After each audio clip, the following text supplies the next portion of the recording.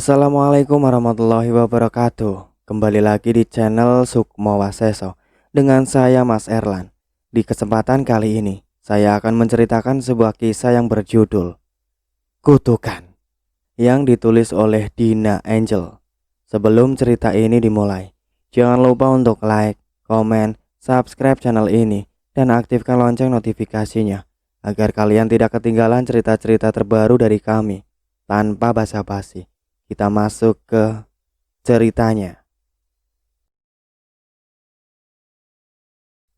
Dia memasuki ruang perawatan seraya membawa makanan yang baru saja ia beli. Ia duduk di samping ranjang yang menjadi tempat berbaring ibunya sehari-hari. Rumah sakit itu sudah sangat sering dikunjunginya selama bertahun-tahun. Semenjak seluruh anggota keluarganya pindah ke Bogor, dia tidak pernah banyak menghabiskan waktu di rumah karena harus menemani orang sakit di dalam keluarganya, mulai dari kakeknya, neneknya, ayah, kakak, adik, dan kini juga ibunya.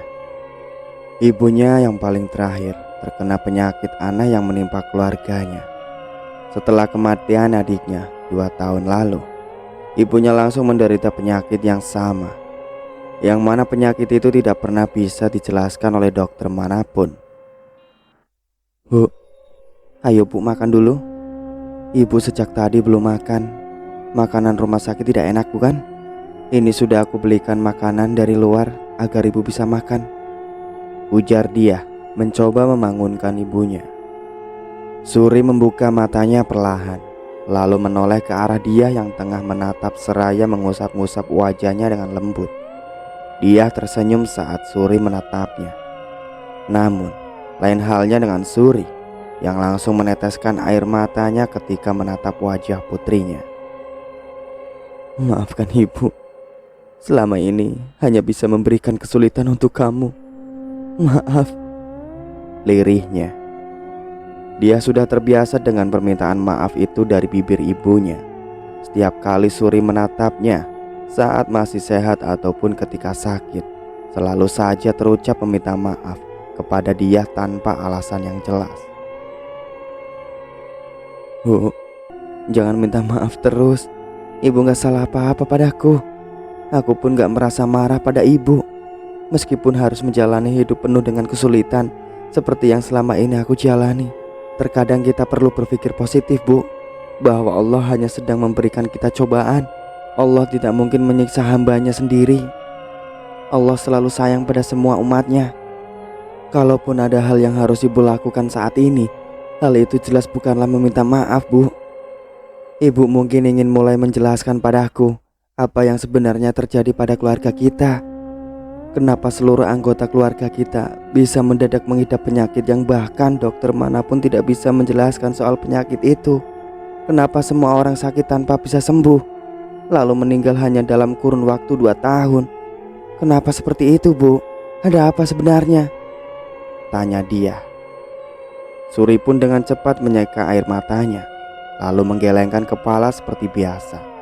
Dia sudah tahu bahwa lagi-lagi Suri menolak untuk memberitahu dia yang sebenarnya terjadi di dalam keluarga mereka. Sebagai seorang putri yang begitu menyayangi ibunya, dia tentu saja tidak bisa memaksa jika Suri memutuskan untuk tidak memberitahu dirinya. Itu adalah hak Suri sepenuhnya, dan dia merasa tidak berhak untuk memaksa. Kalau ibu tidak mau cerita, aku tidak akan memaksa. Ayo, sebaiknya ibu segera makan agar perut tidak kosong sebelum tiba waktunya minum obat, bujuk dia. Ibu gak lapar, nak. Ibu sedang tidak ingin makan, balas Suri. Dia kembali memandangi wajah ibunya begitu lama seraya melamun.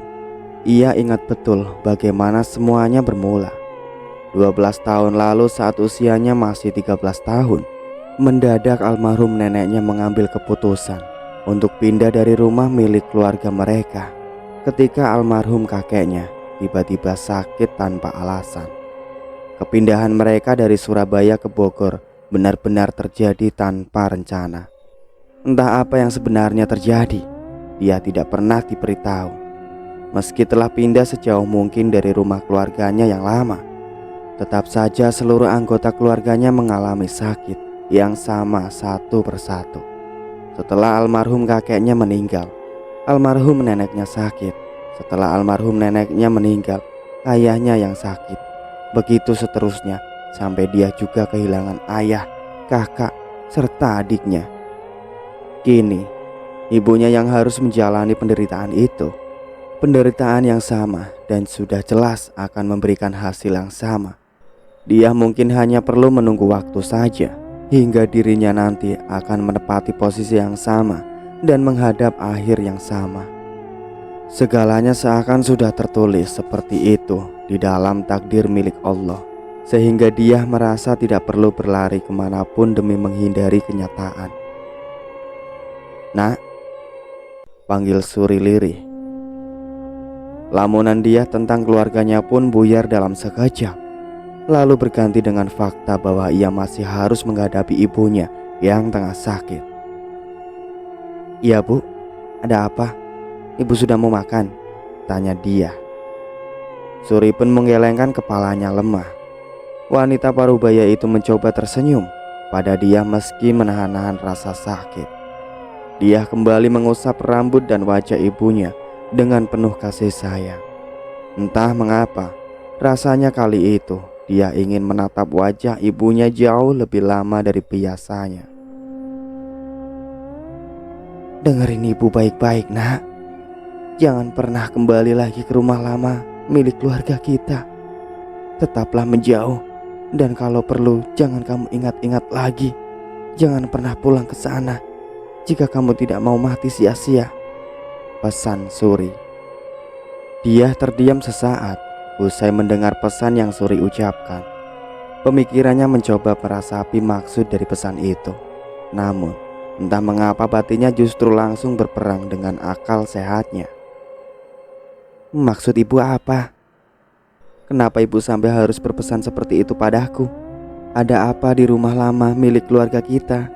Kenapa aku tidak boleh pulang lagi ke sana?" tanya dia bertubi-tubi. "Dengarkan saja yang ibu katakan, nak. Jangan dilanggar," pinta Suri. "Tapi bu..." Tut. Dengungan panjang mendadak terdengar dari mesin EKG yang selalu memperdengarkan detak jantung Suri. Dia tak bisa lagi mengatakan apa-apa. Kepanikan melanda dirinya yang segera berlari keluar dari ruang perawatan untuk meminta pertolongan pada perawat ataupun dokter. Segala upaya telah dilakukan oleh pihak rumah sakit untuk membantu menyadarkan Suri kembali seperti sedia kala. Namun, takdir benar-benar berkata lain dan dia harus kembali menghadapi kehilangan. Pemakaman Suri berlangsung begitu cepat. Tidak ada kerabat yang melayat dan bahkan tidak ada tamu yang datang untuk mengucapkan bela sungkawa. Dia sudah terbiasa dengan semua itu ketika satu persatu anggota keluarganya meninggal dunia bertahun-tahun lalu. Kini, ia kembali menghadapi hal yang sama. Jadi ia merasa tidak perlu terlalu menganggap hal itu adalah hal yang baru.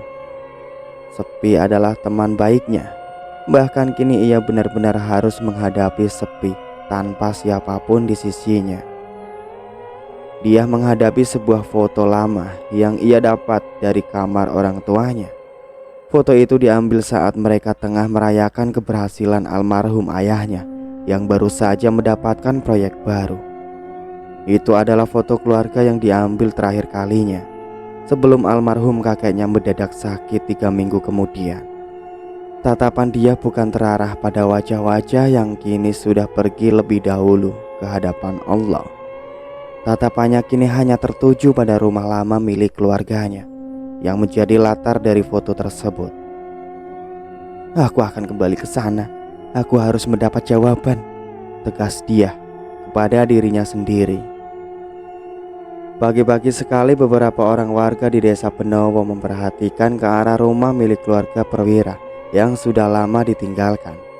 Rumah itu tampak sedang dibersihkan oleh Laila dan Eman, ART dan tukang kebun yang memang sudah sejak dulu bekerja untuk keluarga Prawira. Meski rumah itu sudah lama, tidak dihuni oleh keluarga Prawira. Laila dan Eman tidak pernah absen untuk mengurusnya sehingga selalu terlihat bersih dan asri. Namun pagi itu, tampaknya kedua orang tersebut membersihkan rumah keluarga Prawira lebih dari biasanya. Bahkan putra mereka pun Vicky ikut serta mengangkat sampah dedaunan kering yang sudah ditumpuk oleh Eman. Wah, Pak Eman rajin sekali pagi-pagi begini. Kenapa bersih-bersih lagi, Pak? Bahkan kemarin sudah dibersih-bersihin, tanya Rusti, Pak RT di lingkungan mereka yang tahu persis jadwal-jadwal kerja Eman di rumah keluarga Prawira. Anu Pak RT, non dia mengabari bahwa dirinya mau pulang ke sini. Makanya saya dan keluarga segera membersihkan rumah ini lagi agar non dia merasa nyaman ketika tiba nanti, jawab Eman seraya tersenyum seperti biasanya. Wajah Rusti mendadak berubah selama beberapa saat. Vicky bisa melihat perubahan itu dengan jelas, namun berpura-pura tidak melihat. Dia, anak kedua almarhum Tuan Abdi dan Nyonya Suri kan? Rusti ingin memastikan. Benar Pak RT, non dia adalah anak kedua almarhum Tuan Abdi dan almarhum Nyonya Suri. Almarhum Nyonya Suri baru saja meninggal 3 hari yang lalu. Jadi karena di sana non dia tidak lagi ada sanak saudara, makanya non dia memutuskan untuk kembali pulang ke sini, jelas Eman. Deden, putra Rusti, mendengar hal itu ketika akan mendekat pada bapaknya. Dalam diamnya, ia begitu senang karena akan kembali bertemu dengan dia setelah 12 tahun berlalu. Namun pada sisi lain, Deden berharap dia tetap berada jauh dari rumah milik keluarga Prawira agar tetap aman. Apa yang mendekam di dalam rumah itu jelas akan menjadi ancaman bagi dia. Seluruh warga desa Benowo sudah tahu soal itu sejak semua anggota keluarga Prawira meninggalkan rumah mereka. Dan bagi para warga desa, hal itu adalah yang terbaik bagi keluarga tersebut agar bisa selamat. Sayangnya, ternyata pergi dari sana pun adalah hal yang salah. Seluruh anggota keluarga Prawira akhirnya meninggal dunia dan hanya menyisakan dia seorang diri. Jadi sekarang hanya tinggal dia saja yang tersisa dari keluarga Prawira, ungkit Rusti. Pada akhirnya begitu Pak RT. Sekarang hanya non dia saja yang tersisa dari keluarga Prawira. Entah bagaimana kedepannya nanti, tapi jujur saja, saya dan keluarga sama sekali tidak ingin non dia juga menjadi korban selanjutnya. Sayangnya non dia tidak bisa kami bujuk untuk tidak kembali ke sini. Non dia bersikeras ingin pulang dan kembali tinggal di sini. Eman memberitahu yang sebenarnya pada Pak Rusdi. Mungkin dia merasa lelah dengan keadaan yang dihadapinya. Saya dan keluarga pun sekarang akan merasa khawatir pada dirinya. Deden masih sering melihat adanya makhluk-makhluk halus yang terus mengganggu di rumah keluarga Prawira. Dia bisa melihatnya dengan jelas di rumah ini, bahkan pada waktu siang sekalipun dari jendela kamarnya. Mungkin sebaiknya Mas Deden pindah kamar Pak RT. Tidak baik jika Mas Deden terus-terusan melihat makhluk halus yang menghantui rumah ini, saran Eman. Saya yang tidak mau pindah kamar Pak Eman, ujar Deden mengakui dengan jujur. Tatapan Pak Rusdi dan Eman pun kini terarah pada Deden yang sedang berjalan mendekati ke arah mereka. Fikri ikut menoleh dan menghentikan pekerjaannya selama beberapa menit. Saya justru akan merasa jauh lebih tenang jika bisa melihat makhluk-makhluk halus yang menghantui rumah ini. Setidaknya jika akan ada sesuatu yang terjadi, maka saya akan segera memberi kabar sebelum ada kejadian buruk, tambah Deden. Kalau begitu kamu bisa memberitahu aku jika memang ada hal-hal yang terjadi ketika non dia sudah kembali tinggal di sini. Kita bisa bekerja sama untuk membuatnya terhindar dari masalah, ujar Fikri yang akhirnya buka suara. Deden pun kini menatap ke arah Fikri seraya menganggukkan kepalanya. Iya, aku jelas setuju dengan apa yang kamu katakan, tanggap Deden. Tak berapa lama kemudian, sebuah taksi datang dan berhenti tepat di depan pagar rumah keluarga Prawira.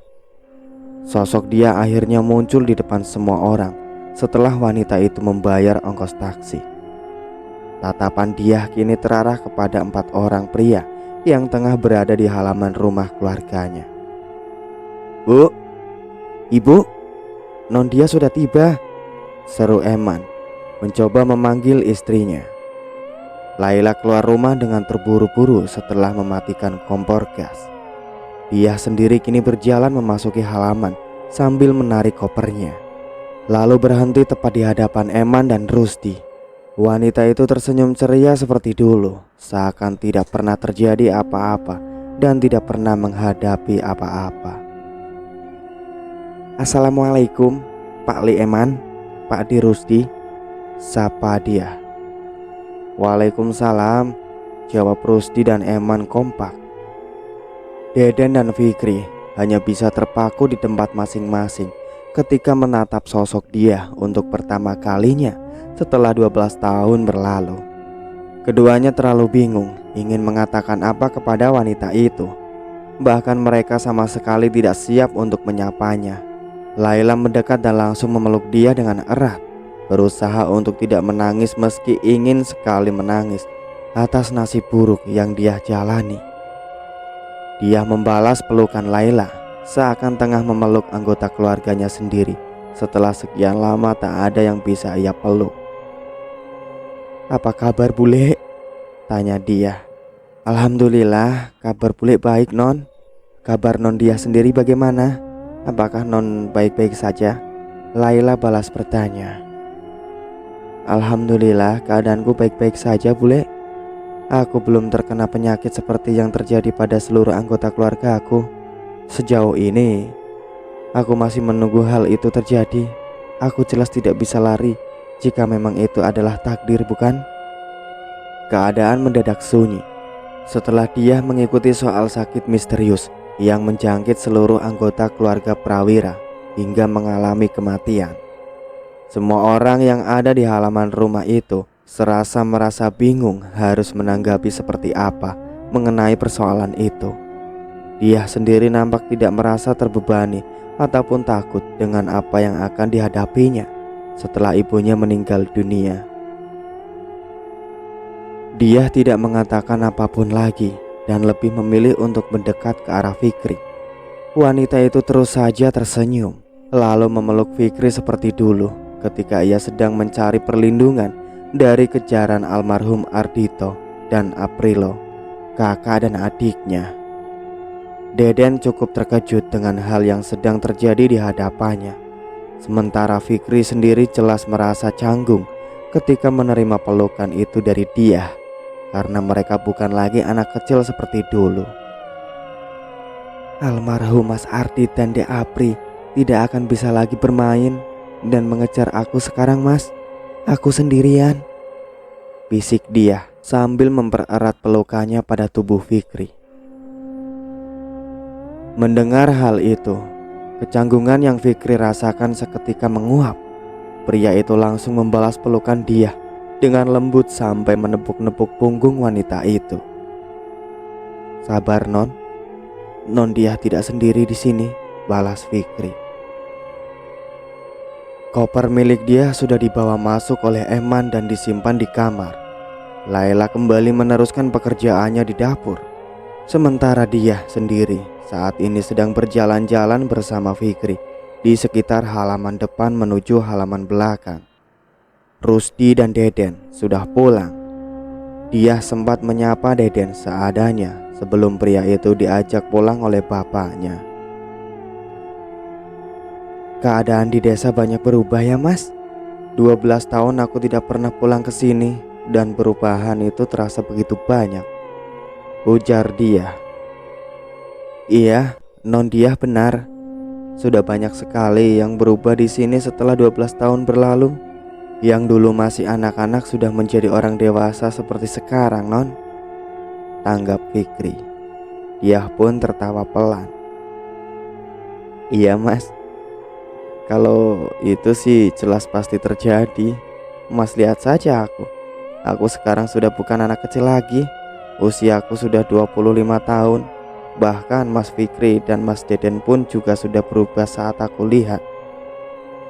Sama-sama sudah dewasa dan sama-sama tumbuh menjadi pribadi yang baik. Aku kangen, Mas. Banyak hal yang aku rindukan di sini selama 12 tahun terakhir. Sayangnya, aku baru benar-benar bisa kembali sekarang, setelah semua anggota keluargaku tidak ada lagi yang tersisa. Fikri terus menatap wajah dia sambil tetap berjalan di sisi wanita itu. Ia menemukan kekosongan yang begitu besar dalam diri dia. Dia sendiri jelas tidak bisa menutupi hal tersebut. Meski sudah berusaha mati-matian agar tidak terlihat, dia sedang berusaha untuk tegar menghadapi hidupnya yang masih berlanjut. Dia tampak tidak ingin berputus asa meski tahu bahwa sesuatu tengah mengincarnya. Ayo masuk, Non. Mataharinya mulai tinggi. Nanti Non kepanasan kalau terlalu lama berada di luar, ajak Fikri. Ayo, Mas. Lagi pula saat ini aku butuh mandi setelah melalui perjalanan jauh. Aku yakin tadi Mas Fikri bisa mencium bau keringatku saat aku sedang memeluk tubuh Mas, sahut dia. Iya, Non, dia laki-laki benar. Tadi aku bisa mencium bau keringat yang sangat mengganggu ketika... Mas Fikri, jangan terlalu jujur dong, amuk dia. Fikri bergegas lari mendahului dia sebelum dia menggebuk lengannya seperti saat masih kecil dulu. Fikri hafal betul kalau dia suka menggebuk lengannya jika sedang merasa kesal akibat diganggu olehnya atau oleh almarhum kakak dan adiknya. Mereka berdua akhirnya masuk ke dalam rumah melalui pintu belakang.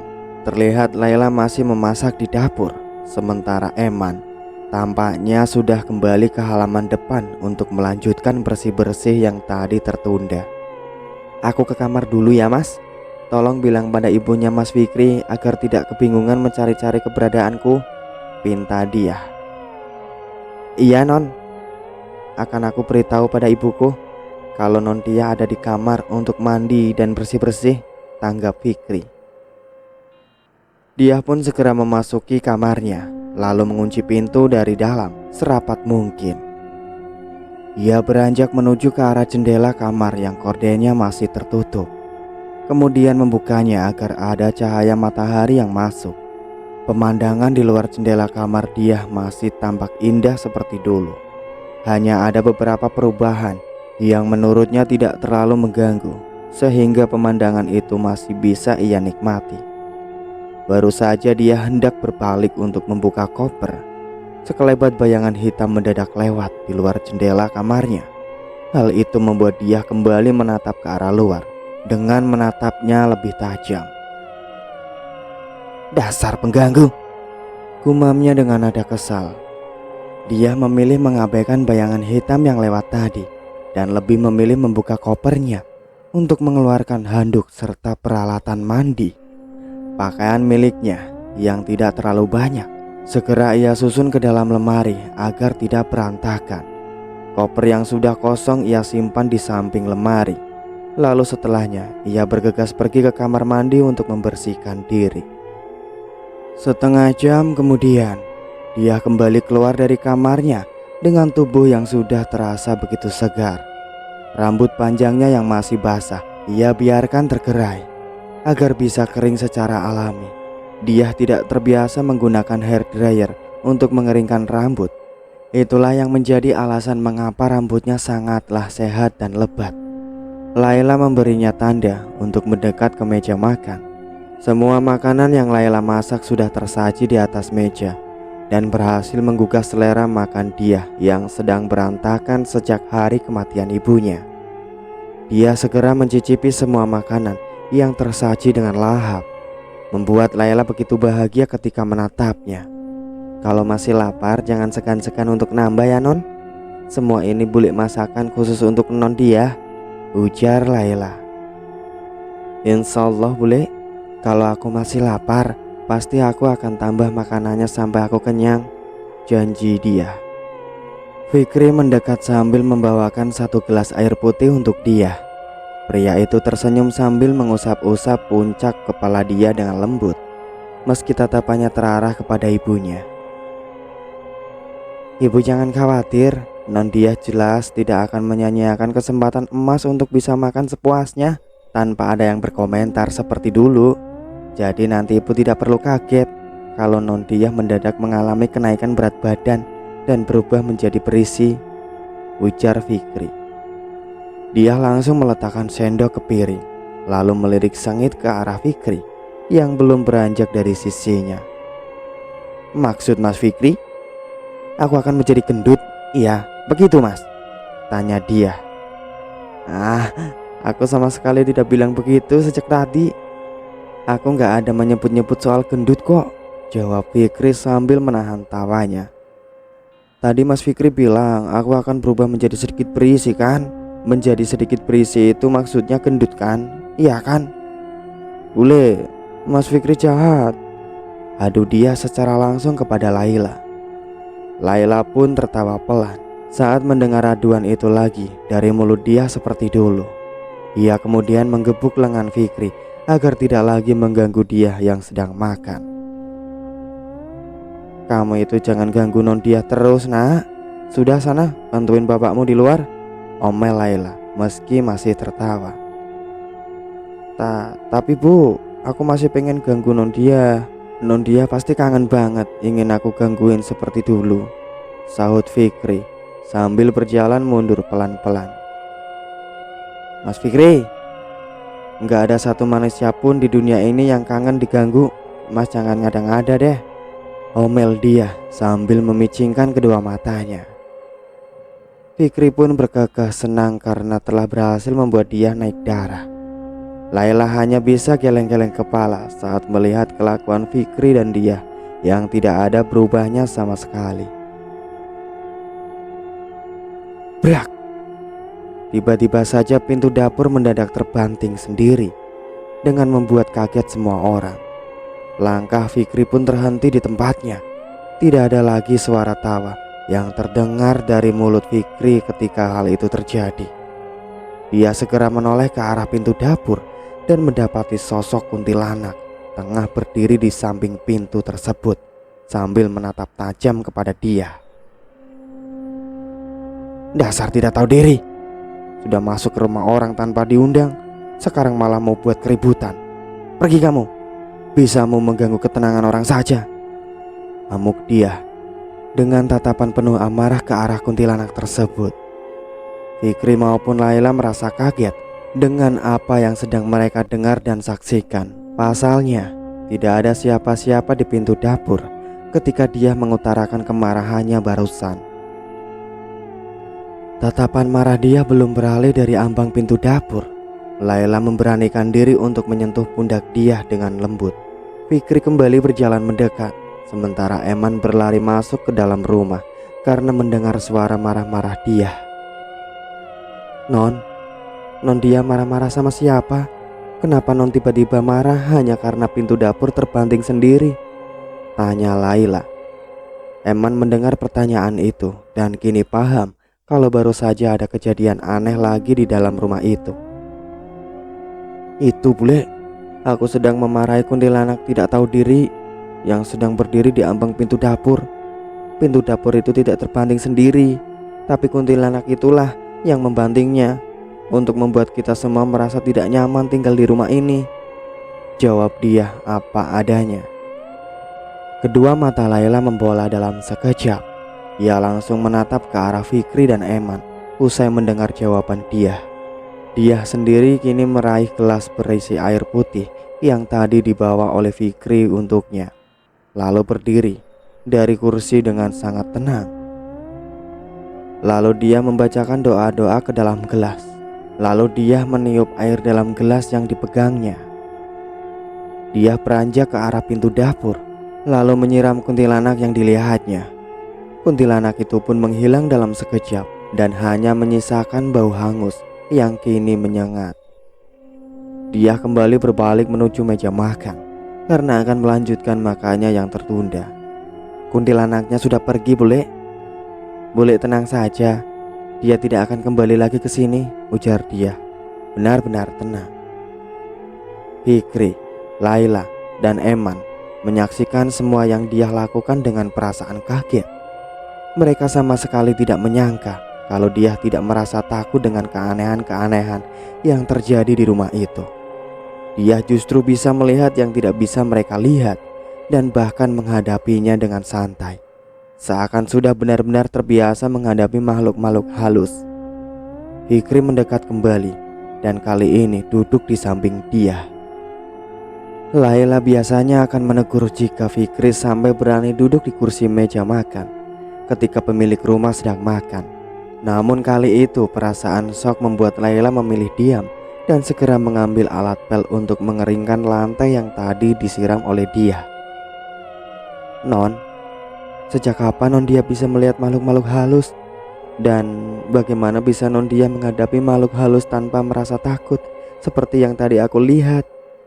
tanya Fikri. Dia kembali meletakkan sendoknya dan menatap ke arah Fikri sesantai biasanya. "Aku bisa melihat makhluk halus sejak kecil, Mas. Hanya saja aku tidak pernah bilang karena takut disangka gila oleh almarhum Mas Ardit dan Dek Apri. Kalau sampai mereka tahu, pasti aku akan diadukan pada ibu dan ayah. Takutnya aku dikira kesurupan oleh ayah dan ibu. Makanya aku putuskan untuk diam saja. Tapi pada akhirnya ayah, ibu, kedua saudaraku tahu kok. Soalnya aku bisa melihat makhluk halus. Bahkan almarhum kakek dan almarhum nenek juga tahu perkara itu. Soalnya sejak kami pindah dari sini, aku terus melihat makhluk-makhluk halus yang sering mendatangi orang sakit di dalam keluargaku. Aku jadi sibuk mengusir makhluk-makhluk halus itu agar tidak mengganggu orang yang sakit, agar mereka bisa tidur nyenyak. Hal itu aku lakukan setiap kali ikut bersama ibu untuk menjaga yang sakit di rumah sakit," jawab dia. Fikri tampak tak bisa mempercayai yang baru saja ia dengar dari mulut dia. Pria itu langsung menatap ke arah Laila dan Emma yang sejak tadi tidak mengatakan apa-apa. Kedua orang tua Fikri juga hanya bisa saling menatap satu sama lain tanpa tahu harus mengatakan apa. Makhluk-makhluk halus itu selalu mendatangi yang sakit karena merasa senang ketika melihat mereka tidak bisa tidur sampai mengerang kesakitan. Aku akhirnya tidak pernah menghabiskan waktu untuk bermain setelah pulang sekolah demi membantu ibu menjaga yang sakit. Aku merasa kasihan kepada ibu karena selalu kelelahan dan tetap memaksa diri. Pertama kali mereka mengetahui hal itu adalah pada saat kakek sakit. Awalnya tidak ada yang percaya padaku dan beranggapan bahwa aku hanya bermain-main. Tapi ketika aku sering mengusir makhluk halus yang mendatangi kakekku, lalu setelahnya kakekku berhenti mengerang dari rasa sakit dan tertidur pulas, barulah mereka percaya bahwa aku benar-benar bisa melihat makhluk-makhluk halus. Dia pun kembali tersenyum dan Fikri bisa melihat bahwa itu adalah senyum penuh keresahan dari dalam diri wanita itu. "Dan begitulah seterusnya, Mas. Aku selalu mengusir makhluk halus ketika nenek, ayah, Mas Ardit, Dek Apri, dan bahkan ibu sedang mengalami sakit. Sampai terkadang aku bertanya pada diriku sendiri, siapa nanti yang akan mengusir makhluk-makhluk halus itu jika akhirnya akulah yang sedang sakit? Apakah nanti aku akan..." "Non dia nggak akan sakit," potong Fikri dengan cepat. Dia menatapnya kembali seperti tadi. "Kami akan membantu Non dia menjaga kesehatan sebisa yang kami mampu. Non dia tidak perlu mengkhawatirkan hal yang belum terjadi.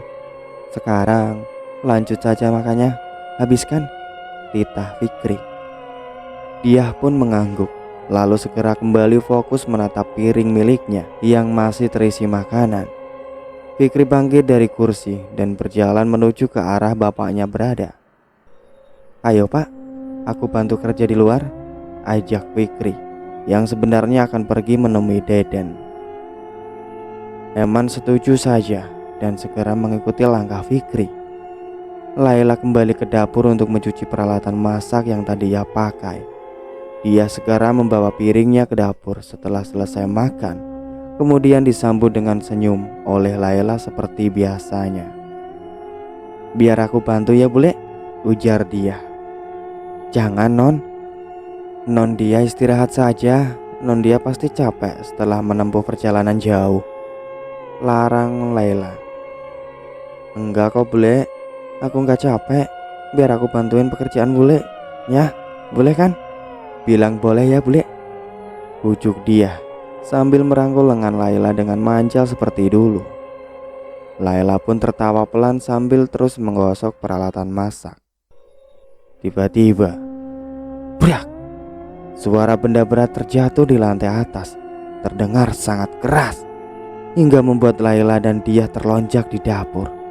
Dia dan Laila pun kini saling menatap satu sama lain di tengah keheningan yang tiba-tiba meraja di dalam rumah itu.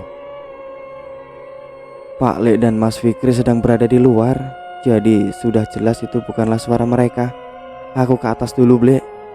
Bule di sini saja dan jangan ikut," ujar dia yang kemudian langsung beranjak meninggalkan dapur.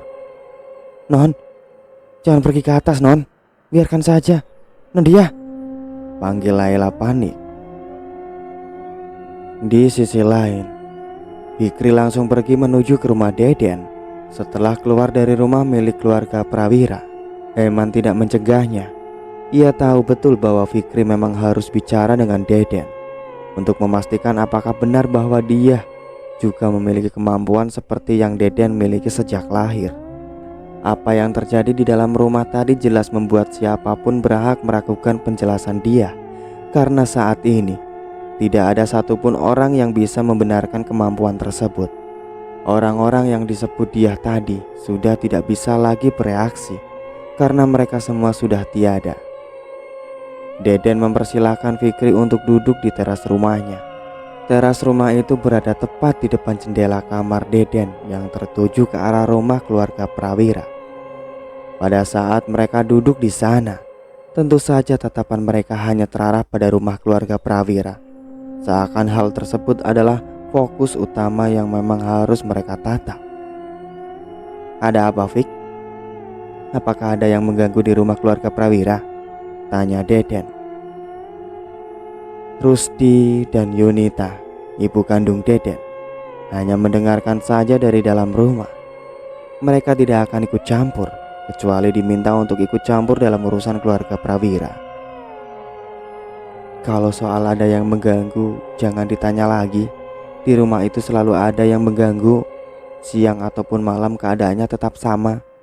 Aku datang ke sini untuk membicarakan sesuatu dengan kamu mengenai non dia," jawab Fikri. "Dia? Ada apa dengan dia? Dia baik-baik saja kan?" Deden tampak terlihat resah. "Alhamdulillah, non dia baik-baik saja saat ini. Hanya saja tadi sempat ada gangguan yang terjadi ketika non dia sedang makan.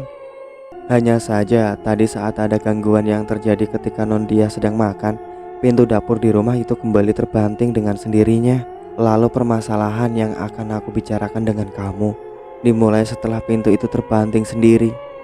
Non dia tiba-tiba menoleh ke arah pintu dapur, lalu marah pada sesuatu yang tidak bisa aku lihat dan ibu lihat.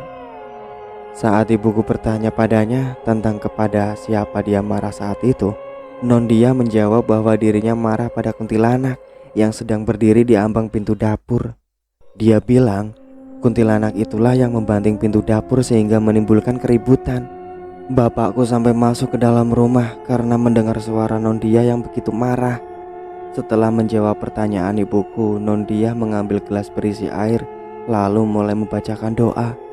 Setelah dia meniup air dalam gelas itu, dia menyiram ke arah ambang pintu dapur dan kini semua langsung bisa mencium bau hangus yang begitu menyengat. Non dia kembali ke meja makan, lalu menenangkan ibuku dengan santai seakan tidak pernah terjadi apa-apa. Dia mengatakan bahwa kuntilanak itu sudah pergi dan tidak akan kembali lagi, tutur Fikri. Deden masih terpaku di tempatnya. Usai Fikri menyampaikan kejadian yang berkaitan dengan dia, ia tahu persis bahwa apa yang dia lihat tidaklah salah. Di ambang pintu dapur keluarga rumah Prawira memang selalu ada kuntilanak yang berdiam di sana pada waktu-waktu tertentu. Dia jelas tidak berbohong, ada artinya dia memang memiliki kemampuan penglihatan yang sama seperti Deden. Hanya saja Deden tidak pernah bisa mengusir makhluk-makhluk halus yang dilihatnya selama ini. Seperti yang dia lakukan, dia hanya bisa melihat dan kemudian berusaha menghindari makhluk-makhluk itu. Deden, kenapa kamu malah diam saja? Kamu tidak mau memberitahu tanggapan atau mencoba membantuku membuktikan bahwa non dia hanya berpura-pura bisa melihat? Dia tidak berpura-pura, Fik, potong Deden dengan cepat. Fikri kini menatap Deden dengan tatapan serius. Rusdi dan Yunita saling menatap satu sama lain ketika mendengar Deden mulai membuka suara. Aku selalu bilang pada kamu dan kedua orang tuamu bahwa banyak sekali makhluk-makhluk halus yang selalu datang ke rumah keluarga Prawira, baik siang ataupun malam. Tapi selama ini aku tidak pernah memberitahu kepada kalian makhluk-makhluk apa saja yang sering menatap pada tempat-tempat tertentu di dalam rumah itu. Aku tahu persis kalau yang dikatakan oleh dia adalah benar, Fik. Di ambang pintu dapur rumah itu memang sering muncul sosok kuntilanak yang akan selalu membanting pintu untuk menakut-nakuti penghuninya. Aku belum pernah mengatakan soal itu pada siapapun. Jadi jelas aku percaya bahwa dia memang bisa melihat makhluk halus seperti bagaimana aku melihat mereka selama ini. Dia sama sekali tidak sedang berpura-pura, Fik. Fikri pun terdiam dan bingung harus mengatakan apa setelah mendengar semua yang Deden katakan. Kalau Deden mengatakan seyakin itu mengenai kebenaran tentang kemampuan dia, berarti apa yang dia lakukan tidak perlu lagi ia ragukan. Hanya saja saat ini aku sedang memikirkan bagaimana cara dia mengusir makhluk halus seperti yang kamu ceritakan tadi. Aku tidak punya kemampuan seperti itu meski aku bisa melihat makhluk-makhluk halus, ungkap Deden. Aku pun tidak paham, Den. Yang kami lihat tadi sangatlah singkat dan tampaknya mudah sekali ketika non dia lakukan. Seperti yang aku bilang, non dia mengambil gelas air dan kemudian berdoa. Setelah itu dia langsung makhluk itu kembali lagi ke lantai 2 rumah keluarga Prawira, seru Deden tiba-tiba. Tatapan mata Fikri jelas langsung terarah ke jendela di lantai 2 yang selalu terbuka lebar karena tidak ada gorden. Ia tidak melihat apapun, tidak seperti Deden yang memiliki kemampuan untuk melihat makhluk halus. Namun beberapa saat kemudian, kedua pria itu sama-sama kaget setengah mati ketika melihat dia muncul di lantai 2 rumah tersebut dan tampak menatap sesuatu dengan penuh amarah. Fikri melihatnya menatap ke arah ruang kosong, sementara Deden tahu persis kalau tatapan dia tertuju pada makhluk hitam besar yang baru saja datang ke rumah itu. Itu non dia. Dia sedang marah pada makhluk itu, Fik. Dia benar-benar bisa melihat makhluk itu seperti aku melihatnya. Ayo, kita ke sana sebelum terjadi apa-apa pada dia, ajak Deden terdengar sangat panik. Rusdi dan Yunita pun keluar dari rumah untuk menyusul langkah Deden dan Fikri yang sudah berlari menuju ke rumah keluarga Prawira. Kedua pria itu benar-benar panik karena dia tatapannya sama sekali tidak merasa takut dengan apa yang sedang dihadapinya. Eman melihat kedatangan mereka berdua bertepatan dengan keluarnya Laila dari dalam rumah dengan wajah pucat.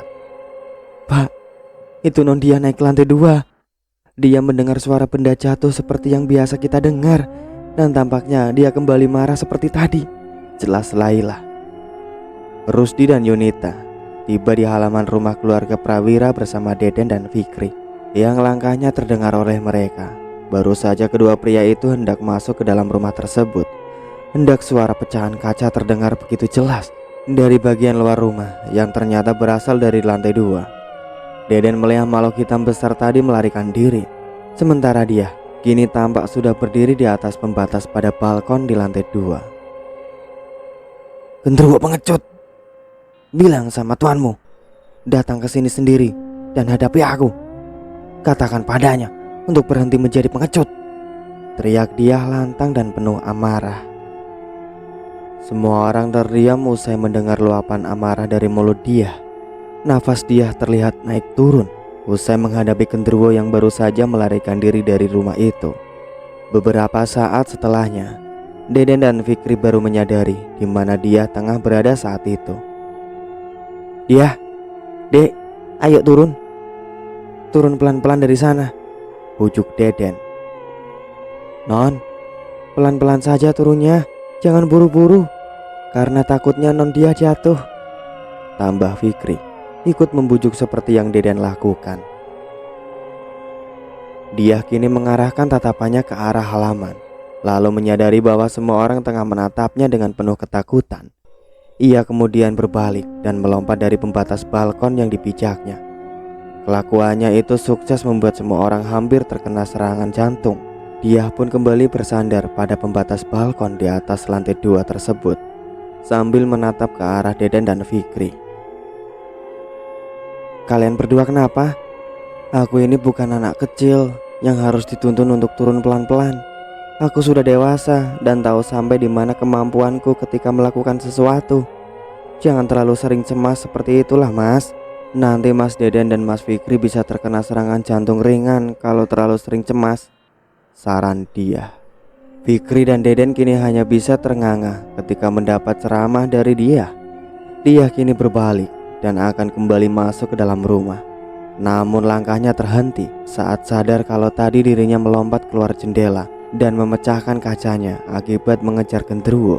Ia pun segera kembali melongok ke halaman dan menatap ke arah Emma yang masih menatap ke atas balkon bersama Laila, Rusdi, dan Yunita. "Pak Le, kaca jendelanya pecah," adu dia sambil menunjukkan ekspresi bersalah sekaligus takut di wajahnya. "Iya non, tidak apa-apa. Sebentar, akan Pak Le ganti kacanya dengan yang baru," sahut Eman berusaha menenangkan dia. "Hati-hati saat masuk ke dalam non. Pelan-pelan saja agar kaki non dia tidak terkena pecahan beling," ujar Laila yang kemudian segera masuk kembali ke dalam rumah. Dia mengangguk patuh lalu segera kembali masuk ke dalam rumah melalui jendela yang ia lewati tadi. Deden dan Fikri masih terdiam di tempatnya meski kini dia sudah tidak berada di balkon lantai 2. "Katanya dia bukan anak kecil," ujar Fikri. "Tapi kok dia memasang ekspresi seperti anak kecil ya saat berbuat salah," lanjut Deden. Kedua pria tersebut segera beranjak menuju ke teras rumah itu. Eman kini tengah mengobrol dengan Rusdi dan Yunita. Kemungkinan Eman tengah menceritakan soal dia seperti yang Fikri lakukan tadi saat bicara dengan Deden. Dia keluar dari rumah dan tersenyum begitu manis seperti biasanya. Sama sekali tidak ada tanda-tanda kemarahan di wajahnya seperti yang tadi mereka lihat ketika wanita itu sedang menghadapi genderuwo. "Mas, aku mau jalan-jalan," pinta dia kepada Fikri. "Mau jalan-jalan kemana? Ini masih tengah hari bolong non, panas," ujar Fikri. "Justru karena cuacanya panas, makanya aku ajak Mas untuk temani aku untuk jalan-jalan. Kalau hujan, mana mungkin aku mau ajak Mas Fikri jalan-jalan. Yang ada aku akan dimarahi sama Bule dan Pak Le karena mengajak Mas Fikri jalan-jalan sambil hujan-hujanan," balas dia yang tidak mau keinginannya terpatahkan oleh penolakan dari mulut Fikri. Deden berusaha menawan tawa sekuat mungkin. Fikri belum pernah kalah debat dengan siapapun selama ini, tapi tampaknya kali ini Fikri jelas tidak akan bisa memberikan perlawanan terhadap balasan yang baru saja dia berikan. Pria itu tampaknya tidak punya ide untuk menolak permintaan dia. "Ya sudah, non dia mau jalan-jalan kemana?" tanya Fikri. "Ke warung makannya Pak Tarjo Mas," jawab dia penuh semangat. "Loh, kan non dia baru saja selesai makan, kok sekarang sudah mau makan lagi?" heran Fikri. "Ya Allah Mas Fikri, Pak Tarjo bukan warung makan, tapi tidak hanya menjual makanan loh Mas. Pak Tarjo juga jual minuman di sana. Aku mau beli jus alpukat." Untuk cerita kali ini saya cukupkan sampai di sini dulu. Terima kasih banyak untuk kalian semua yang sudah setia mengikuti cerita-cerita kami. Nantikan kelanjutan ceritanya hanya di Sukmo Waseso. Sebelum saya pamit, jangan lupa untuk like, komen, subscribe channel ini, dan aktifkan lonceng notifikasinya. Wassalamualaikum warahmatullahi wabarakatuh.